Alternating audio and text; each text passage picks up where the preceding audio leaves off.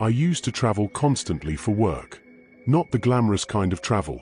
No flights, no fancy hotels, no view from the window. Just long drives, unfamiliar towns, and whatever cheap hotel was closest to the training site. After a while, every place started to blur together. Beige walls, scratchy carpet, TVs bolted to dressers that never seemed quite level. I never stayed anywhere long enough to care. I just needed a bed, a shower, and silence. And for years, that was exactly what I got. Nothing strange. Nothing threatening. Nothing worth remembering.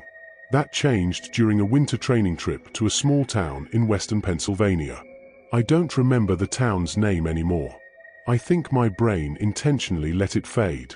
What I do remember is how empty it felt, like the kind of place people pass through, not live in. One main road. A gas station that closed too early. Trees pressed up close behind every building, dark and bare in the cold. The hotel sat just off the highway. It didn't look abandoned, but it didn't look alive either.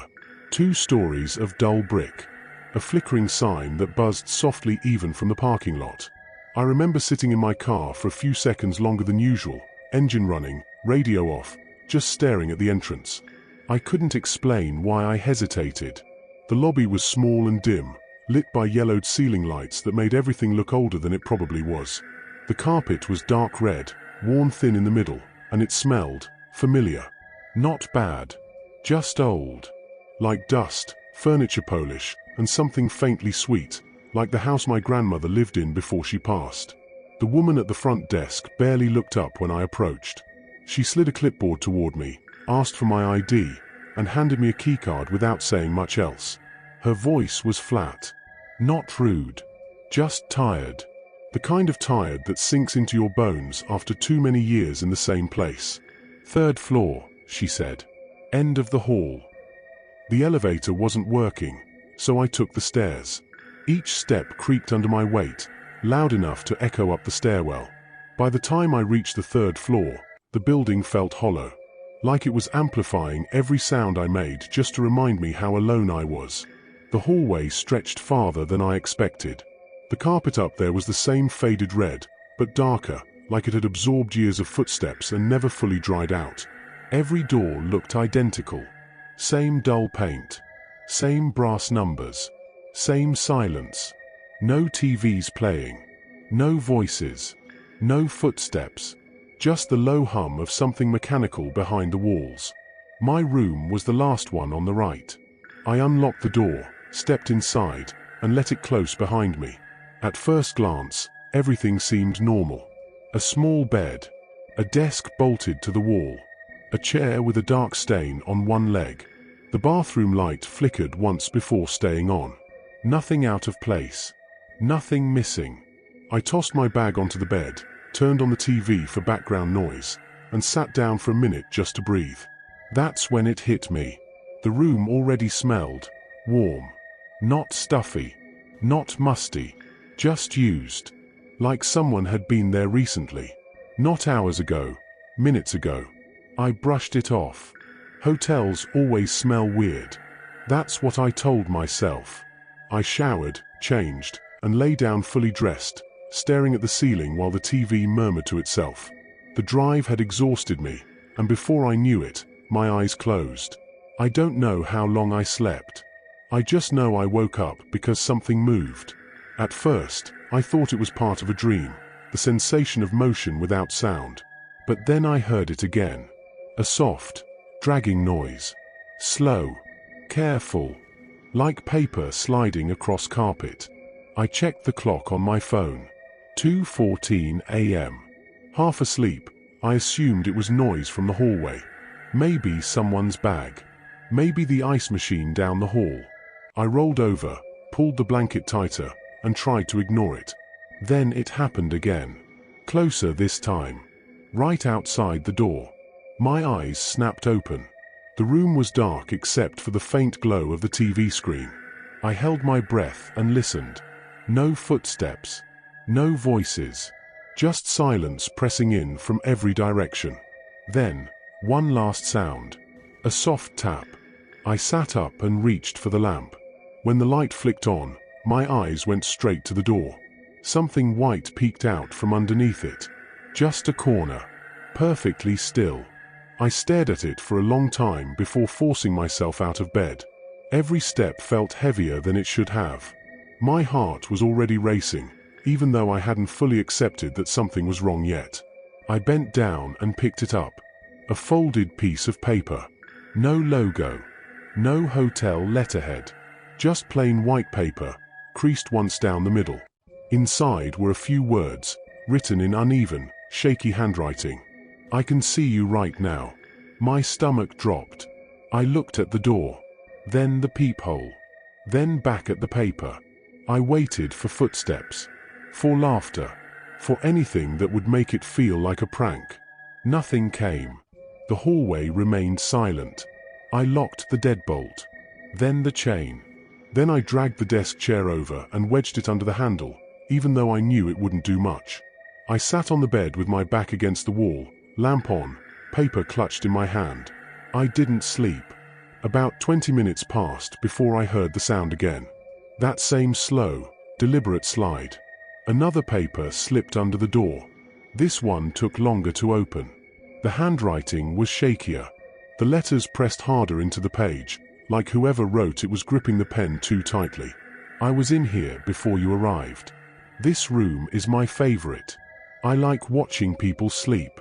That was when the fear turned real. Not sharp. Not sudden. Heavy. Settling into my chest like wet cement. Because I had checked the room when I arrived. Hadn't I?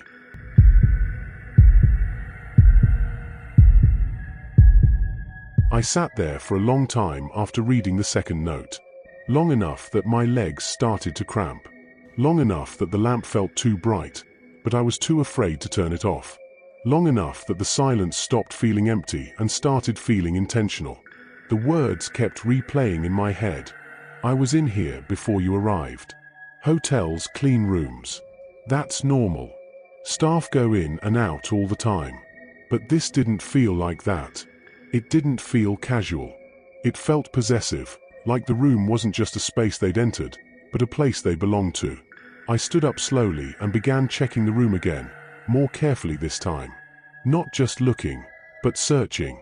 I got down on my knees and shined my phone flashlight under the bed. Dust. A lost sock that definitely wasn't mine. Nothing else. I opened the closet and pushed aside the hangers one by one, listening to the soft clack of plastic on metal. The sound felt too loud in the quiet room. Nothing behind the clothes.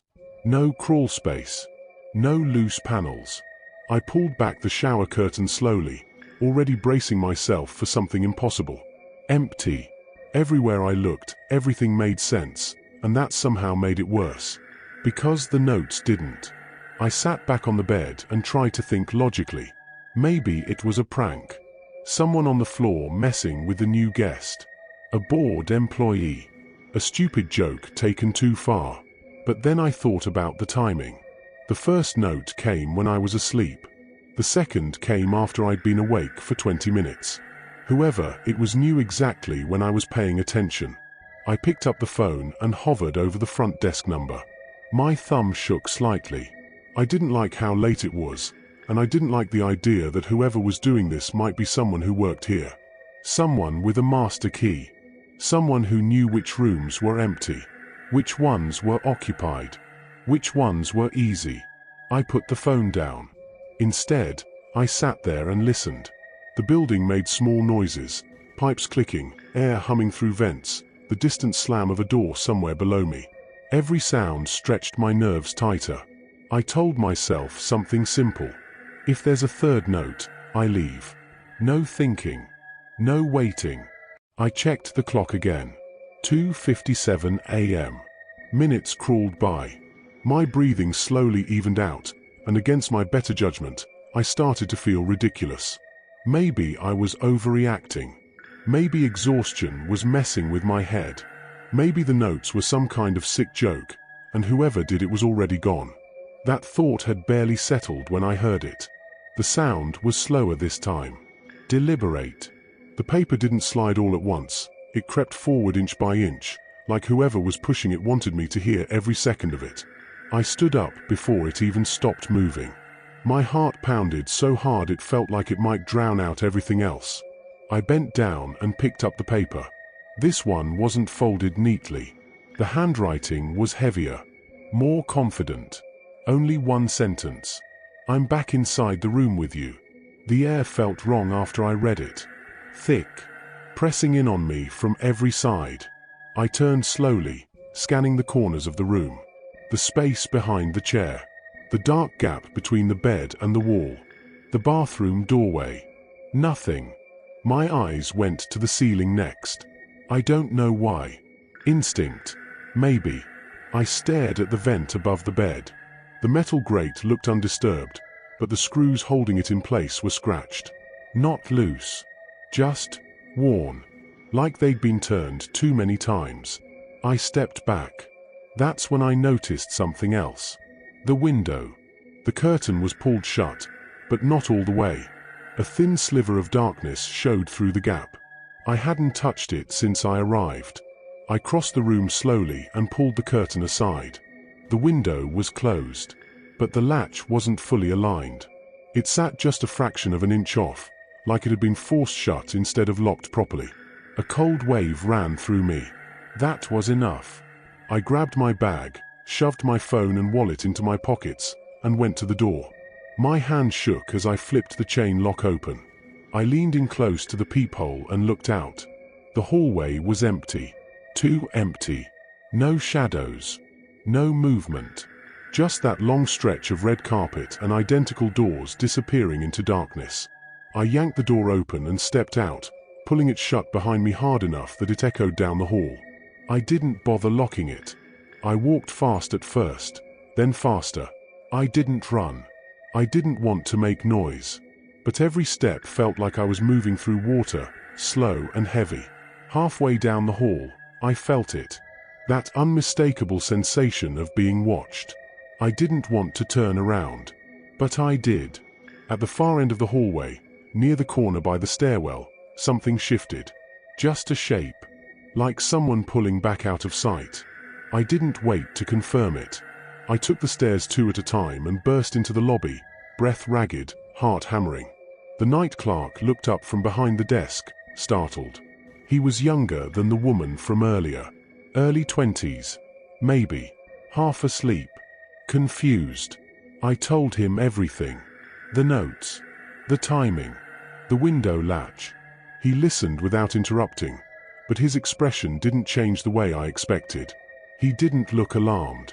He looked unsure. "There are only 3 other guests on that floor," he said slowly. "And none of them left their rooms tonight." That didn't help. He offered to move me to another room. Or let me check out early. I didn't hesitate. "I'm leaving." He nodded, typed something into the computer, and refunded the rest of my stay without argument. Before I left, I asked one more thing. "Can you check the room with me?" He hesitated, but agreed. As we rode the elevator back up together, neither of us spoke. And I couldn't shake the feeling that whatever had been in that room was no longer there. Waiting instead.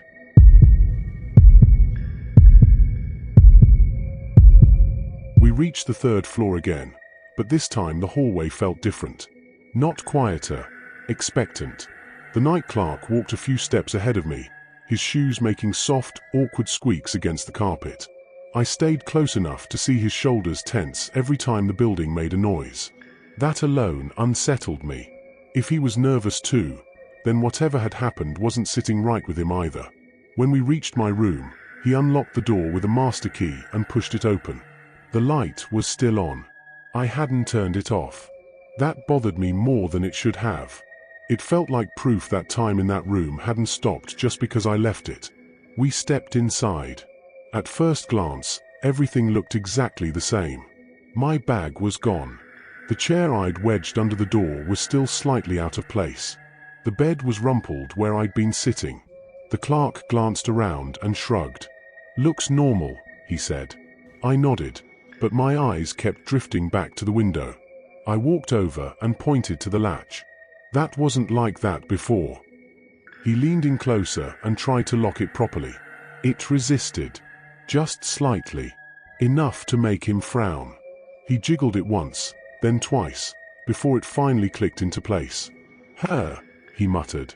That's not good. He pulled on it gently. The window didn't open, but the latch shifted again under the pressure. It's damaged, he said.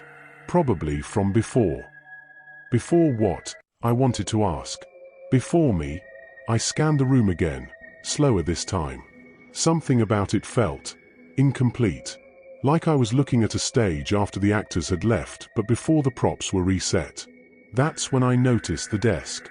One of the drawers was open. Not much. Just an inch or two. I was sure I hadn't touched it. I walked over and pulled it the rest of the way out. Inside was nothing but a single item. A pen. Cheap. Black plastic. The kind hotels leave behind for guests. The tip was pressed down. Fresh ink stained the paper liner beneath it. I didn't need to say anything. The clerk saw it too. That's not supposed to be there, he said quickly. Too quickly. Who cleaned this room today? I asked. He hesitated. I'd have to check. The pause was small, but it mattered. I stepped back from the desk. Suddenly, the room felt smaller, like it had closed in while we weren't paying attention. Has this happened before? I asked. He didn't answer right away. Instead, he walked to the door and peeked out into the hallway, then closed it again. Lowered his voice. Not exactly like this. That was the wrong answer. He explained that sometimes guests complained about noises. Doors opening on their own. Items moved slightly from where they'd been left. Things that could be blamed on old buildings and tired people. But no notes. Never notes. Except once. A few years ago, he said. Same floor. End of the hall. My throat went dry. What happened? He shook his head. Guest left in the middle of the night. Said someone had been in the room. Maintenance checked it. Found nothing. Did they check the window? I asked. He looked back at it again. I don't think so. That was it. That was the moment I realized this wasn't about me at all. I wasn't targeted. I was next. I told him I was leaving immediately. He didn't argue. He walked me back downstairs and watched through the lobby window as I crossed the parking lot to my car. I didn't look back at the building. I didn't want to see anyone watching from the third floor. I drove for nearly 20 minutes before I found another hotel, one of those brightly lit chain places right off the highway. I checked in, locked the door, shoved a chair against it, and slept with the TV on. Even then, I barely slept. Every time I closed my eyes, I pictured that pen in the drawer. The ink pressed into the paper like it had been waiting for someone to pick it up. The next morning, I called the original hotel. I told myself it was for closure. The woman at the front desk answered this time, the same one from when I first arrived. Her voice hadn't changed. I asked if they'd found anything else in the room. There was a pause. No, she said. Nothing unusual. I asked about the broken latch. Another pause.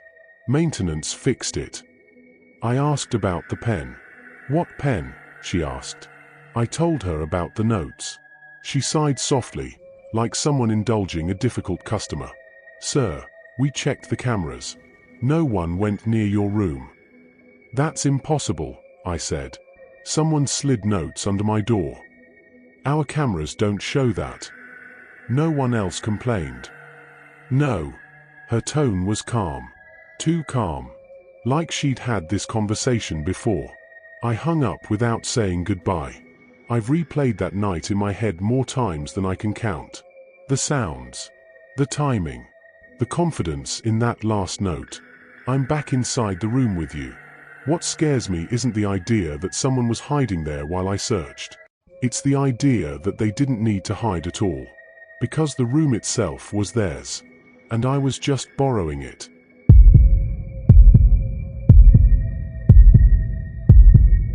I didn't tell anyone about what happened at the hotel. Not my co-workers. Not my family. Not even friends I usually joked with about bad trips and cheap rooms. Every time I thought about explaining it out loud, the words felt weak. Notes under a door. A broken window latch. A pen in a drawer. On their own, none of it sounded convincing. It sounded like paranoia. Like exhaustion mixed with imagination. So I kept it to myself. For a while, that worked. But then the dreams started. In the dreams, I was always back in the room. Always sitting on the bed with the lamp on. Always staring at the door. The notes didn't slide in anymore.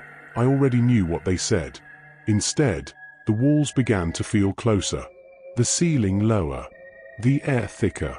And every time, just before I woke up, I heard breathing. Not mine. I woke up like that for weeks, heart racing, listening to my own room until I convinced myself I was alone. Eventually, the dreams faded. Time did what it always does. It dulled the edges. The memory of the hotel softened into something distant. Uncomfortable, but manageable. Then, 3 months later, I got an email. It was from my company's travel department. They needed me to attend another training session. Different course.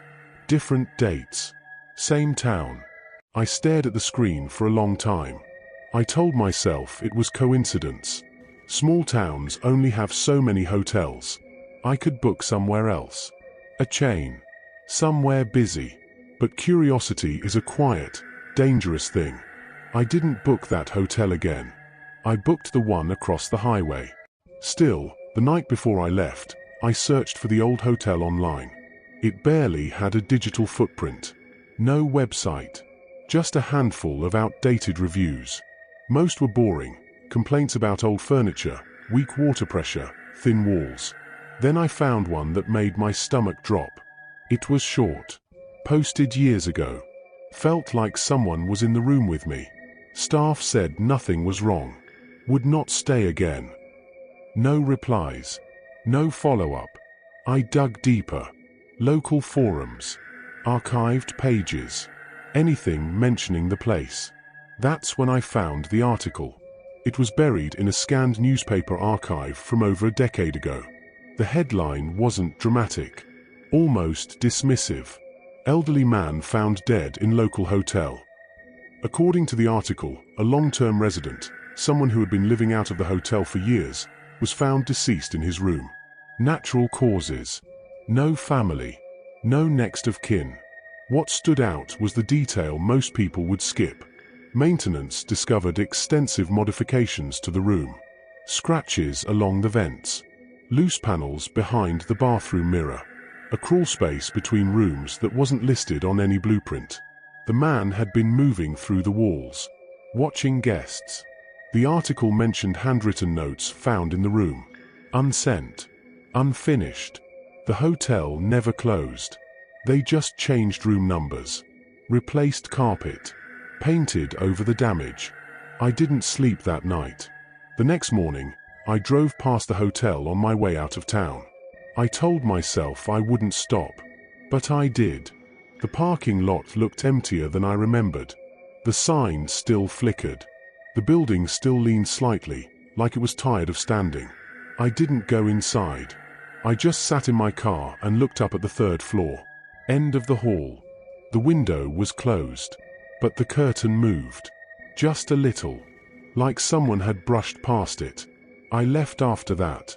I've never been back to that town. Never accepted another trip that even came close. I don't stay in cheap hotels anymore. I don't stay in old ones. And I never take the room at the end of the hall. Because now I know something most people don't. Some places aren't empty when you arrive. They're just waiting.